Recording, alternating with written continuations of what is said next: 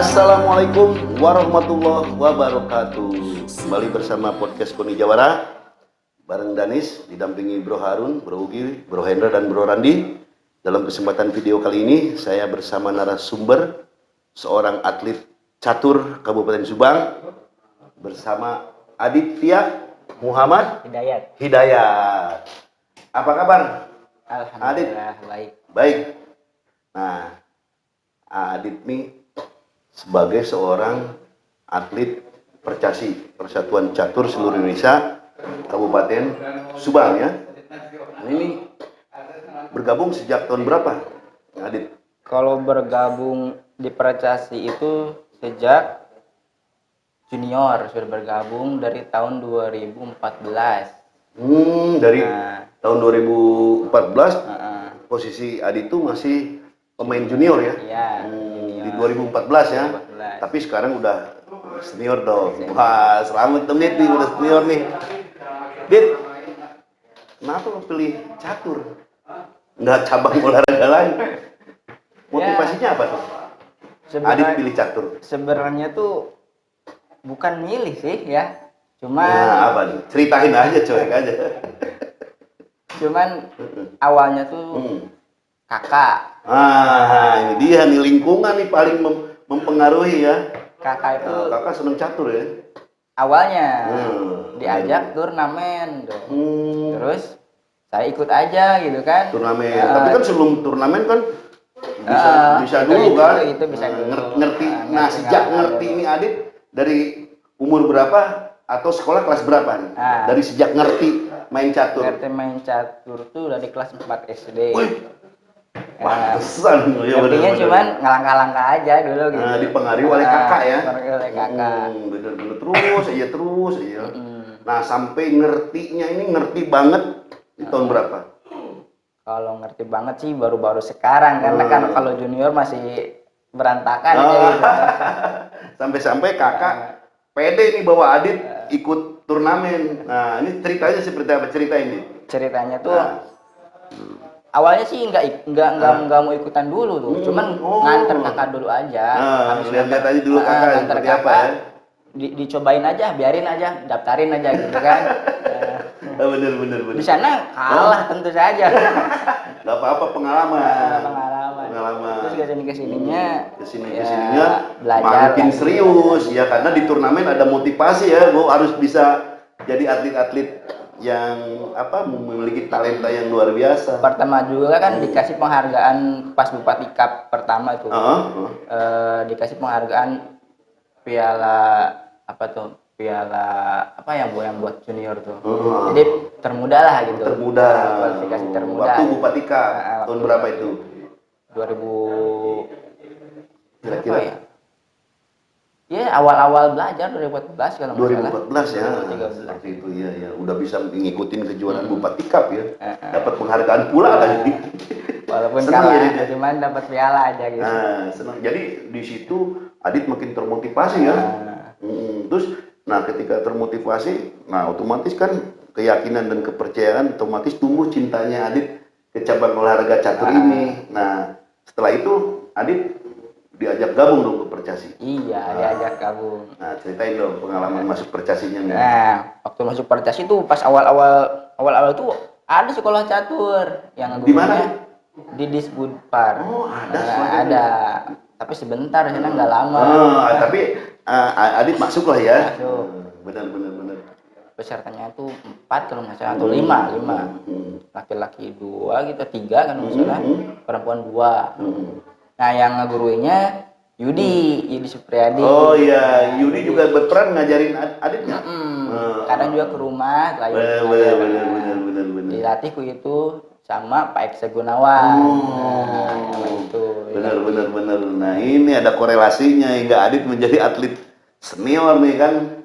Nah, setelah itu banyak belajar, diterpa ya pengalaman-pengalaman seperti Adit ceritakan gitu kan, diajarin, dikenalin sama kakak, ikut turnamen Bupati Cup. Terus Adit juga gabung ke Percasi, di Percasi ketemu orang-orang hebat ya seperti yang dikatakan Adit kan gitu, ada Yudi juga kan dan lain-lainnya, sehingga Adit bisa tumbuh dengan keyakinan di diri Adit bahwa Adit bener-bener fight deh di cabang olahraga catur ini kan. Nah ini kalau udah di junior, Iya. nah itu berapa lama Adit posisi di junior? Junior itu sekitar 6 tahunan. 6 tahun. Nah, Nah, bisa nggak diceritain sama Adit selama posisi sebagai pecatur junior, ini pengalaman atau melalang buana kemana aja nih, dan eventnya seperti apa di tingkat junior? kalau di junior itu ikutan Pak kejurnas juga pernah ikutan, ikutan cuman kejurnas. nggak juara di sana. Wah hebat luar biasa. Kalau kejurnas di Jakarta tuh Di 2 Jakarta kali. juga ikut. Kalau kalau yang provinsi itu deket-deket kalau di provinsi mah. Juga pernah sih ke Kalimantan Oh, pernah. ke Kalimantan pernah. Main di Kalimantan. Pengalaman dari junior itu ya? Dari junior. Bener.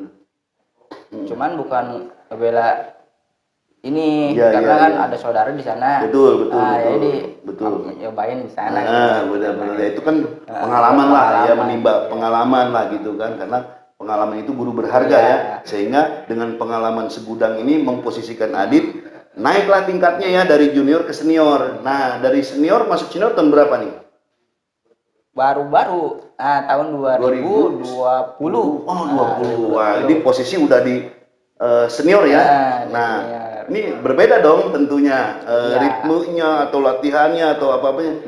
Seperti apa di senior? Nah, kalau di senior itu pelatihannya ya. Nah, pelatihannya itu.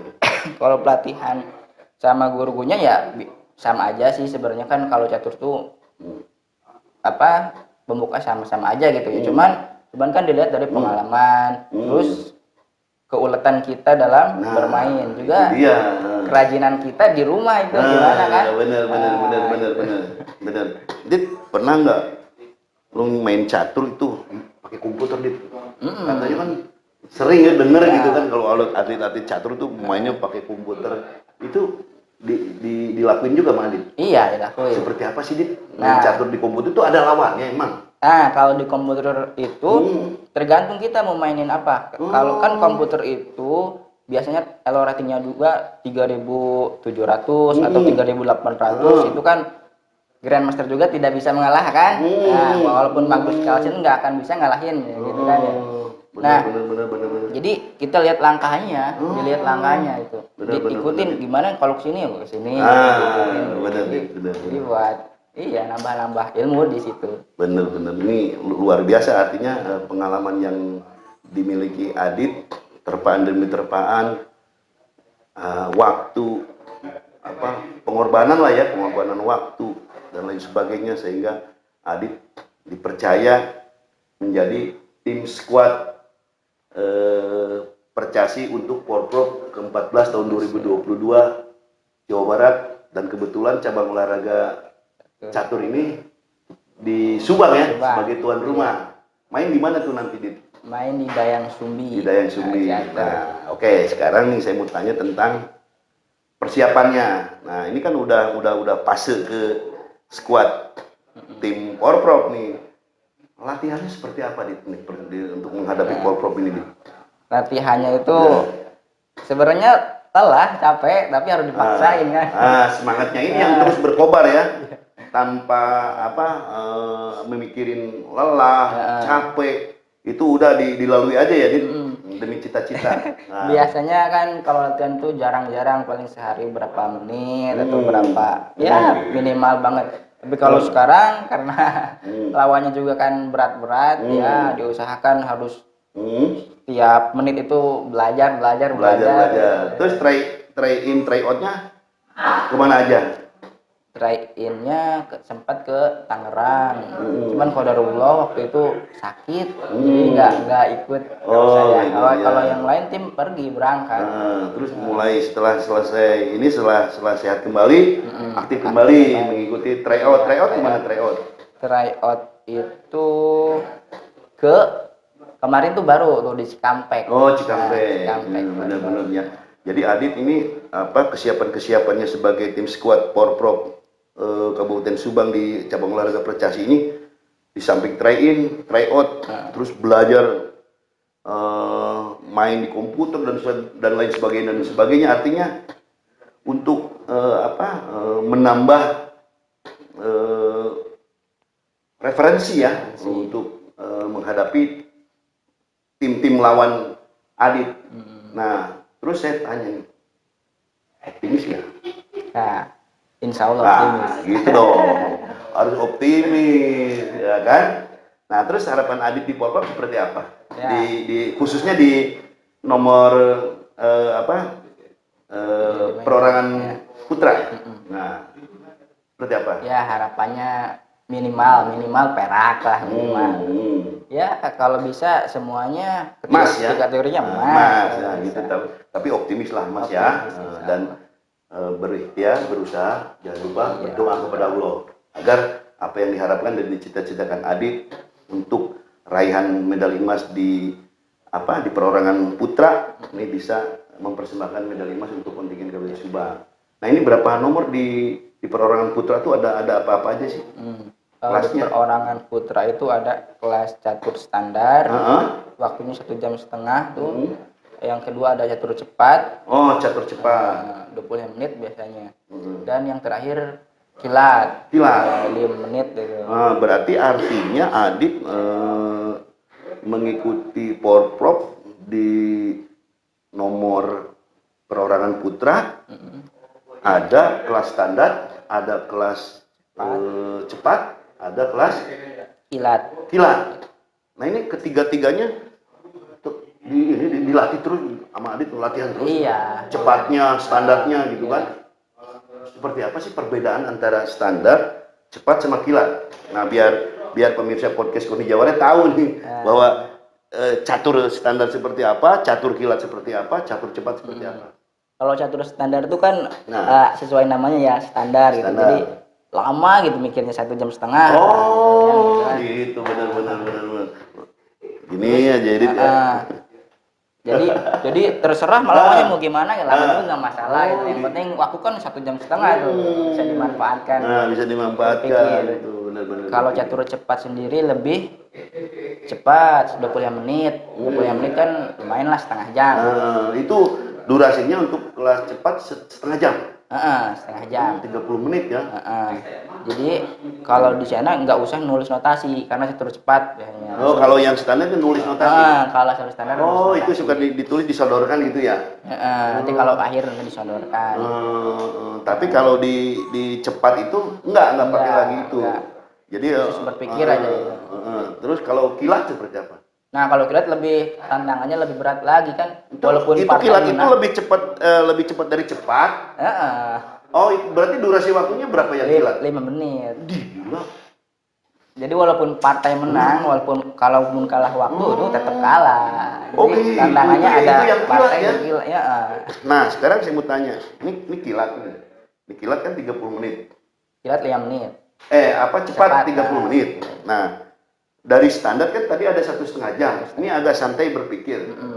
Nah, jadi mikir kan, misalkan lawan mindahin bidak ataupun misalkan kita ngelihat ngukur kemana dia, tujuannya apa. Ini kita harus apa yang di langkah kita nih harus apa ketika lawan memainkan salah satu bidak ya. Iya. Nah, ini kalau di cepat kita kan hanya dibatasi 30 menit. Iya.